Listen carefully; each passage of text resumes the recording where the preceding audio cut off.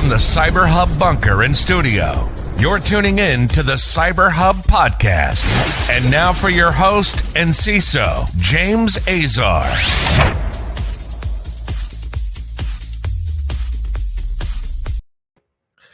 Good morning, everyone. Wednesday, March 24th, 2020. We are live for your Practitioner Brief. Thank you for everyone watching us on YouTube, LinkedIn, and Facebook. Good morning if you're on the East Coast or in these great Americas of the United States. For all of our friends internationally, good afternoon, good evening. Thanks so much for tuning in to our show today. If this is your first time coming in, you can comment and subscribe directly live on our show right here, and we'll feature your comments as well throughout the show. We've got a very, very packed show today, so we're going to get right into it. Some good news today. I'm going to just tell you right now, stay tuned. Good news, more than bad news today. All right, just keep that in mind. Today's show is supported by our friends over at KnowBe4. Check them out. They are in the show notes as well. And make sure to support the organizations that support this show, please. All right, so before we get started on today's show, our ceremonial coffee sip, my traditional double espresso. I don't know what you're drinking this morning. Cold, warm, hot, caffeinated, decaffeinated, whatever it is. Cheers. So let's get right into what's happening today. One, we're going to kick off with some good news. So Microsoft is now reporting that 92% of the vulnerable Exchange servers have been patched and or mitigated. This is according to the most recent report. The Redmond Giant Security Response Team has said that there's a strong momentum in patches and in migration tools being applied to internet-facing on-prem servers, and the latest shows a 43% improvement worldwide in comparison to last week. Microsoft cited telemetry from Risk IQ, which is working with the tech giant to manage the fallout. You can see here that as of right now, when this was tweeted, we're down to about 29,966 unpatched systems. So that's really critical.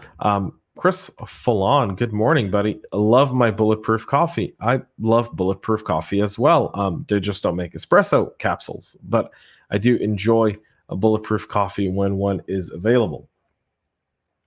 Microsoft has released the emergency patches and is urging anyone who still hasn't patched, including those 29,966 servers that still remain out there, to get patched urgently.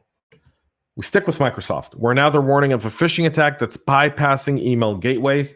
This is a very sophisticated attack and modus operandi, which is a phishing operation that's stealing approximately 400,000 Office 365 credentials since December of last year, so only 3-4 short months ago. And now it's expanded to abuse new legitimate services to bypass the secure email gateway.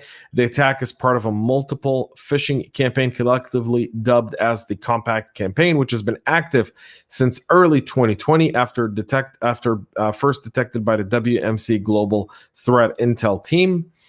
Publishers continue to find success in using compromised accounts on email marketing services to send malicious emails from legitimate IP addresses. One of the things they are using is legitimate looking email gateways, including the spoofed emails that look like emails coming from either Office 365, Zoom, or Teams, among others.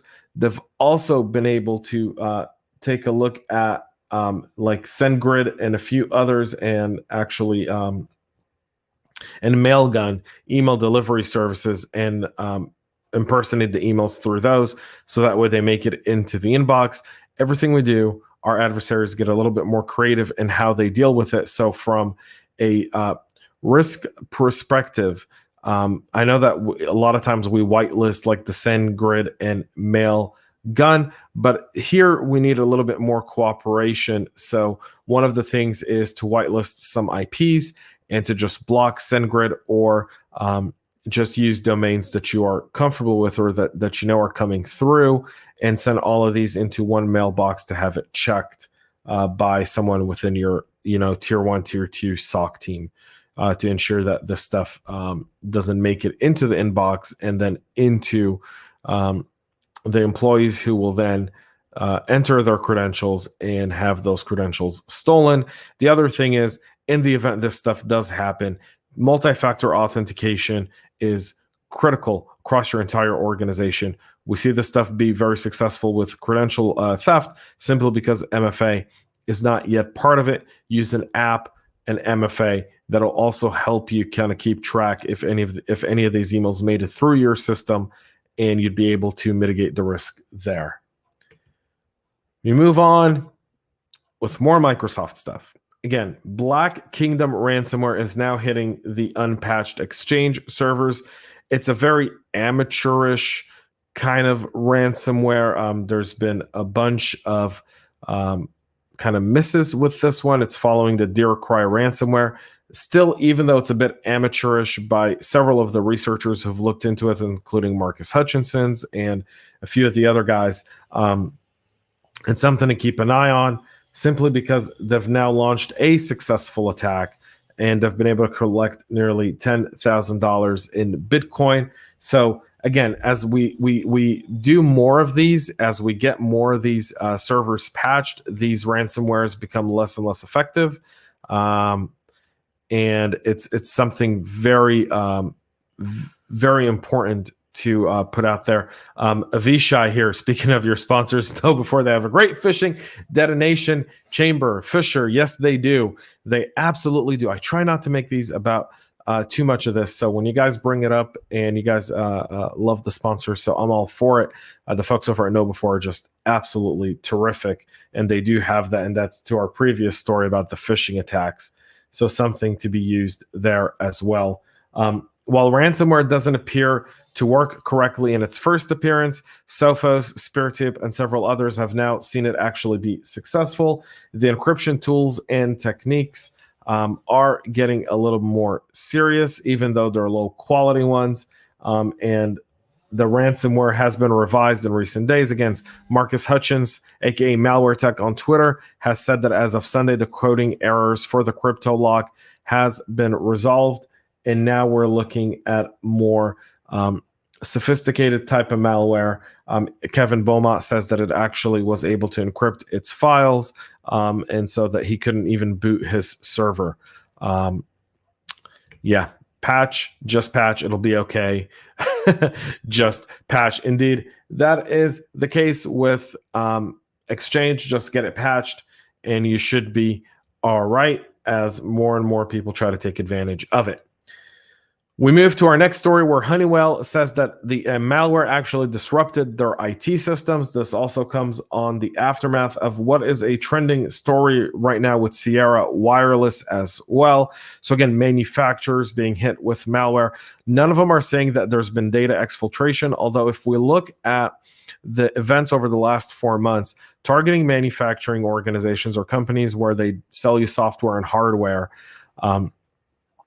it used to be that they would do a DDoS attack and then steal your data off the back door. I'm wondering now if it's just malware and ransomware and then hijack your data, or even copy your data and not even let you know that they've taken it, so you don't know it's been exfiltrated. So then they're able to build backdoors and existing vulnerabilities. This kind of stuff is extremely worrisome, and we'll be able to find out shortly whether the sophistication of these attacks is the same. And our final story for this morning, folks, is the Purple Fox malware that is operating on Windows. So this is a brand new research by the folks over at Guardicore, who are warning about an aggressive botnet operator that's turned to SMB password brute forcing to infect and spread like worms across the Microsoft Windows ecosystem. The malware campaign, which they've dubbed it as Purple Fox, has been active since at least 2018. And the discovery of the new worm-like infection vectors, yet another sign that consumer-grade malware continues to reap profits for cyber criminals. According to Guardicore researchers Amit Serper, the Purple Fox operators primarily used exploit kits and phishing emails to build botnets for crypto mining and other nefarious uses. Now the SMB brute force method is being combined with rootkit capabilities to hide and spread widely across internet-facing Windows computers with weak passwords. Again, we go back to weak passwords, MFA. Get a good password policy in place. So if you're interested in something like this, please do let me know. But we kind of want to put together a fairly simple password policy for those who maybe are unable to implement one for whatever reason. If that's something that you're struggling with, you can ping me directly on LinkedIn, James J. Azar, and I'll be glad to support that and help you. We've got a bunch of I've got a bunch of documentation, so stuff that can really help get this stuff done as well. The team over at Guardicore has warned that attackers are hosting various MSI packages on nearly 2,000 servers, most of which are compromised machines, which were repurposed to host malicious payloads that then spread. So again, hit the mid-sized companies. They don't have quite the security posture that some of the enterprise companies have, but they also, some of them do serve enterprise businesses and can be a springboard into larger organizations and so forth. And maybe we just turn off SMB. It's only been 20 years since Assad first compromised. Yeah, I mean, that could be. I think the only challenge with that is that that's not really doable, and it's being used by a lot of different organizations. So while enterprise businesses could afford to turn it off, most mid-sized companies cannot, and they become the springboard for the attack there, which I think is significant in the aspect that it really creates a challenge for security practitioners to just turn something off. I know that's the easiest thing to do, but it's not always the right thing for the business. And I think that's where we have to be a bit more realistic about just turning it off. So that's it for our practitioner brief here today, folks. Thank you for everyone who tuned in and contributed to today's show. We'll be back tomorrow to wrap up this week. Later today is a new CISO Talk episode dropping with my good buddy Igor Spector, the CISO over at TrackPhone Wireless. We're going to be talking about team building. We're going to talk a little bit about cyber and telco and the company's mission versus its cybersecurity attitude. Should the two line up? So you don't want to miss that. That's going to be on here later today on YouTube. You'll see it on our LinkedIn page as well, and on your favorite podcast listening platform by looking up the CISO Talk podcast. And then tomorrow we'll be here again at 9 a.m. Also, Renee Small, good morning. Thank you so much for the compliment. Tomorrow I'll be with Renee at 1 p.m. right here on LinkedIn for CISO Thursdays, as well with Naomi and Chris. So you don't want to miss that as well, folks. Till then, name's James Azar signing off. Stay healthy, folks, and stay cyber safe. We love feedback, so make sure to connect with us on social media and subscribe to our podcast on your favorite podcast listening platform.